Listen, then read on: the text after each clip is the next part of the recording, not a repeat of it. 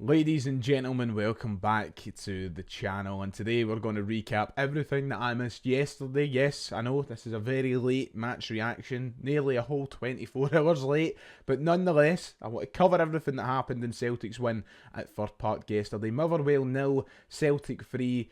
What a fantastic start to the season it's been. No European hangover for Celtic, which is delightful.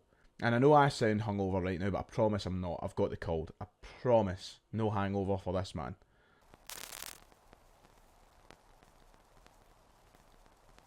Welcome back. Like and subscribe if you haven't already. That would be much appreciated as we try and get towards 50,000 subscribers. Drop down below. Hit both those buttons.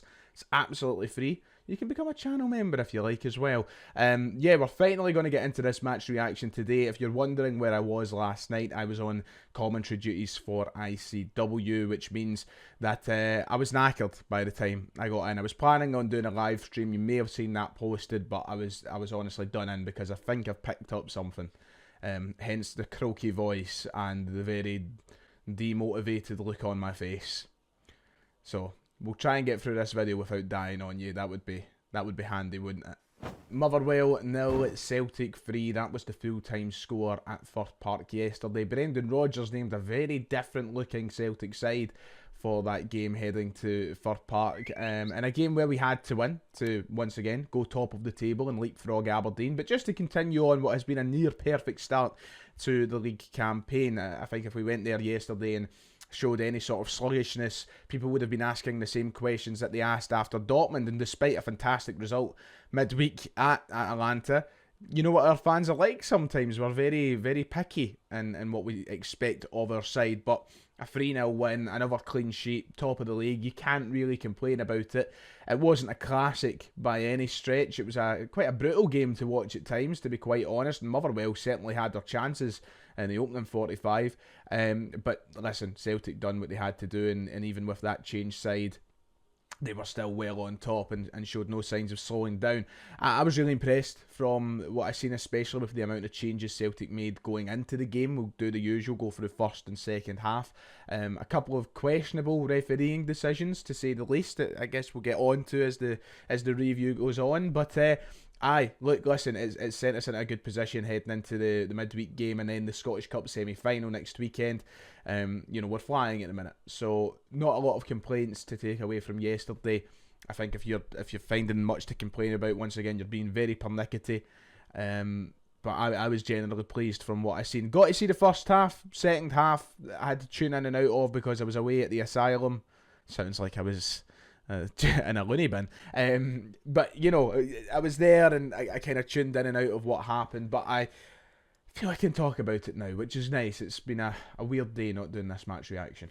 So first half, as I said, it was quite ugly at times for Celtic, and Motherwell really could have had a goal or two. Lennon Miller, he is one of the big talking points coming out of that game. In fact, you know, we're here to talk about Celtic, and I'm not going to spend 5 minutes talking about Lennon Miller and giving him a glowing endorsement, but I would like to say Celtic, sign the boy up, man. I've been calling for it. If you go back to last year, I said I would love Celtic to sign Lennon Miller. If you go back to my Celtic transfer shopping list video I done in May before the window opened, Lennon Miller was on that shopping list yesterday. He came close a couple of times. He hit the woodwork twice.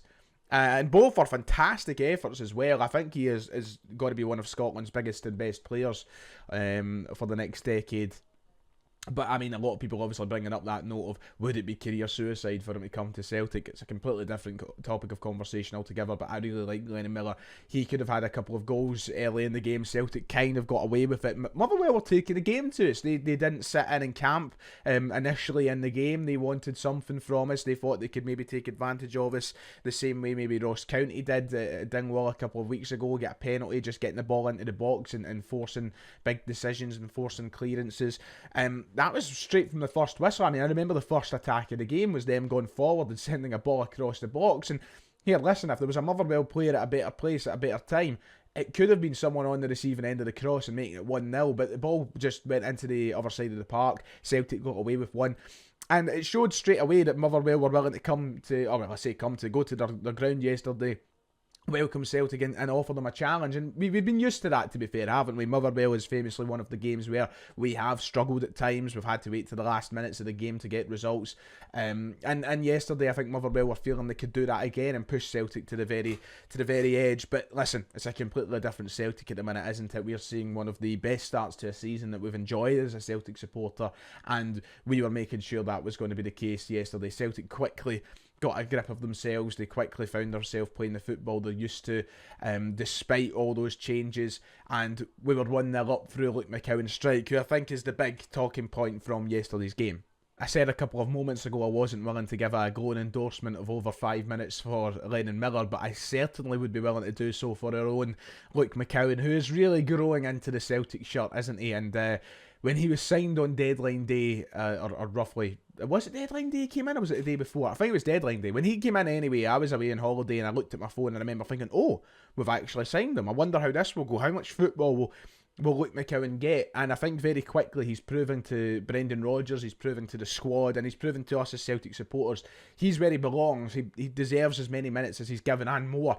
Because every time he's put on the Celtic shirt so far, he's been really good, and he's gave it 110% effort levels anyway, and he's not looked out of place. You know, there's always that concern when you're coming in from another Scottish Premiership side. If you're not maybe coming from an Aberdeen or a Hearts or a Hibs historically, if you're coming from one of the smaller sides, you know, you might not be quite ready for that level. If you're coming from Dundee to Celtic, it's a big step up, and I mean that with all due respect to Dundee, but it's a huge step up, and there is always that concern of whether or not they'll be good enough. But Luke McCowan, and I don't know if it's playing for the badge that's just taking him to that next level that he had to unlock to be a Celtic player, but he's shown absolutely no worries about it. He's shown no reservations in my assessment of whether or not he's ready to be a Celtic player. He's someone who I think every time he's played, he's went off the park at the end of the game or whatever, and I've said, what a shift.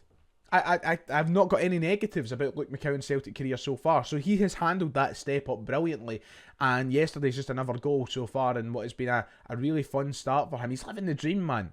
I mean, as a Celtic fan, I can't sit here and say I'm not jealous of Luke McCowan. He is living every Celtic fan's dream to be playing in the hoops, to be scoring goals.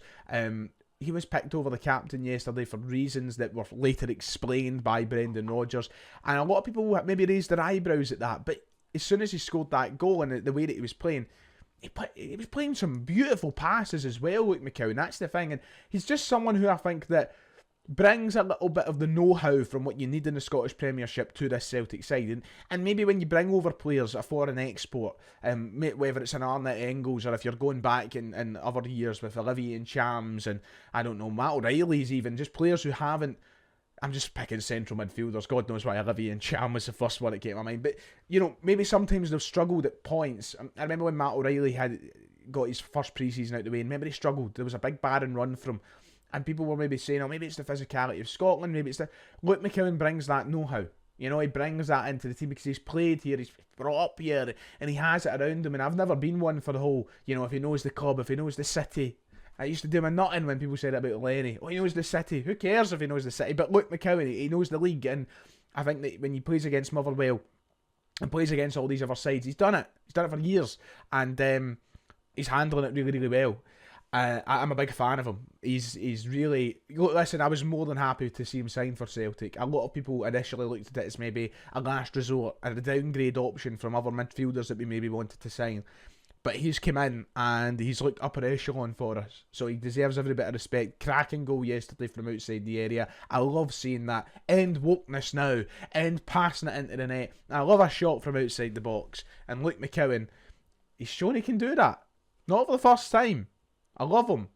Fair play, Luke. More minutes for him coming soon, I would imagine. And aside from that, there wasn't a first half full of talking points. We didn't sit and watch a game that was a classic by any stretch of the imagination. As I've already said, it was a bit brutal at times. But one of the big talking points from that first half, and I guess we've got to cover it just now, is that penalty call that Celtic had. And I just don't understand some of the refereeing decisions at times in this country. I was driving to the asylum at half time for ICW and had all the hosts on, Hugh Keevins, Gordon DL and Mark Wilson, and they asked the question, was it a penalty? All three of them, including Gordon DL, a Motherwell man, and saying it was a stonewaller, all three of them. And of course, because it was a stonewaller, I don't know how a penalty's not been given there. Celtic actually ended up having the ball in the back of the net, which I understand has been disallowed through a handball. Dyson Maida's hand has helped to knock it into the back of the net, which is fair enough. But the reason that his hand meets the ball is because he's dragged down in the area when Dyson Maida's arguably getting onto the end of a ball for an easy tap-in. And yet he's dragged to the floor and nothing's given to Celtic. An absolutely abhorrent decision once again, which will be probably chuckled. I seen a great tweet yesterday as somebody saying, oh, it's fine, because in a couple of weeks, Willie Collin will be sitting on YouTube chuckling away at it, going, we got that one wrong. It's genuinely serious decisions that are seriously bad decisions that are costing teams points. And this isn't a Celtic thing. I'm not here to make it a Celtic thing. I'm here to talk about how these terrible decisions are happening week in, week out. Still, even through the introduction of VAR, we are seeing terrible decision making. Luckily enough, Celtic have went on to win the game 3-0. It's not had a massive impact. Celtic still won the game. We can laugh it off if we want. It's up to you, because it doesn't really matter at the end of the day. But these decisions are becoming more and more frequent, I feel, even though they're maybe becoming less and less frequent. And I get it, referees will get things wrong. They're human beings. And I don't mean to demonise them and lambast them at any given opportunity. But when they have actually been given visual aid and VAR for the referee to go over to it and look at it and go, oh wait, hold on, that is a penalty, which anybody can see, and then not give it. It makes no sense to me, and they deserve to be lambasted for that. So that needs looked at. It was a terrible decision for me yesterday. Luckily, second half, Celtic went on and just cooked some more. Goals from Alistair Johnston and Adam Ida made it 3-0 for Celtic. Two good goals. Nicholas Kuhn, another assist off the bench. Doesn't matter, that boy doesn't need to start. He will find a way to contribute to goals. Alex Valley as well with another assist for Alistair Johnston's goal. It's a great cross, and Alistair Johnson meets it really, really well. We were really, really good in the second half. I thought the two goals that we got were really well worked. Some of our footballing brilliance. I think two very... Celtic, Brendan Rodgers Celtic goals. I don't know, they just felt like, you know, the kind of football he wants to play. A lovely ball in, met with a fantastic header and fantastic finish from Adam Ida. Yeah, I just really enjoyed those two goals. I really did. And we made changes and everybody got turns in this game. It's nice to see the rotation working, and then obviously when players like Kuhn and that come back out of the park, it's like we've not lost much. Hell, we kept a clean sheet with that back four again. We've been questioning whether or not, you know, Trusty's good enough or Valley's good enough. Both of them had another solid game yesterday. Sorry, I'm banging the microphone all over the place. Both of them had another solid game yesterday against Motherwell, which is delightful. And look, a lot of questions have been raised over certain players, over certain ways we've been playing football over the last couple of weeks, and this is why I've been begging for a little bit of patience surrounding everything that we do here at Celtic at the minute. I've been calling for some calm, because after the Dortmund game and after the struggles up in Ross County, they were warranted struggles. You know, you can't be at 100% every single week. It's just impossible. You know, sometimes you have an off week, sometimes you don't play football as well as you can. And I think a lot of people thought that Dortmund broke this Celtic side. Well, to go and get another clean sheet yesterday, to go and get 3 goals, to win the game with these, should have had a penalty as well, and play the way that we do, I'm feeling good. Adam Ida just loves Fir Park, doesn't he? He loves it that much that there was an attempt on his ankle from Motherwell's Liam Gordon, which I would be foolish not to talk about very, very quickly. I want to get on to the bigger picture from the game and talking about some of the stories that came out afterwards. But one of the big talking points was that late red card for Liam Gordon after he nearly broke the... Adam Ida lucky to have walked off the park yesterday. Obviously that'll be assessed. We'll hear more about that probably tomorrow's press conference, how Adam Ida is doing, etc. Hopefully fine, hopefully ready to play again. But Liam Gordon very, very nearly calling a season early for Adam Ida. Absolutely, that was the... Look, listen, it's pathetic, it's very small of Liam Gordon. You can talk about things being accidental in football, and sometimes, you know, we see people's legs get broken and ankles getting broken, or poor tackles that are accidental. You know, I've seen leg breaks in football that are accidental. That wasn't accidental yesterday. That was calculated. That was the mark of a man who couldn't handle getting beat. He's went sliding in and nearly ended the season for Adam Ida. And I cannot believe that the referee has tried to give out a yellow card on first viewing. I cannot believe it. And I don't want to turn this into a video that is just complaining about the referee, because I've never been about that on this channel. But to give that a yellow on first viewing is absolutely nuts. And what's even more nuts is Stuart Kettlewell after the game talking about how he doesn't believe it's a red card. Now, I know there's protecting your players and standing up for your players and standing up for your team, but to come out and hit it with such nonsense is unbelievable.